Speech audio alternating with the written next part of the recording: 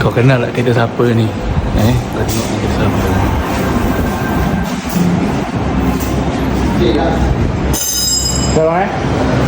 Jangan Kau tengok kereta dia ni. Buka, pasang. Mampus dalamnya, bawahnya.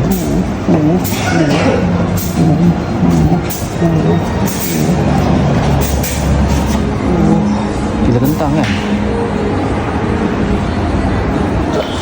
Aku tak tahulah berapa kali buka pasang si Azam ni dah. Tengok ni penangan Wirade ni. Budak Wira. Ada dalam ni tak? Ada dalam ni tak? Kalau ada, follow. Komen.